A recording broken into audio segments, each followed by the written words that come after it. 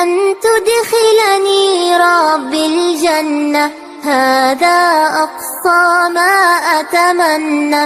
أن تدخلني ربي الجنة، هذا أقصى ما أتمنى. لا حول ولا قوة إلا بك يا ذا القوة يا مولاي. لا حول ولا قوة إلا بك يا ذا القوة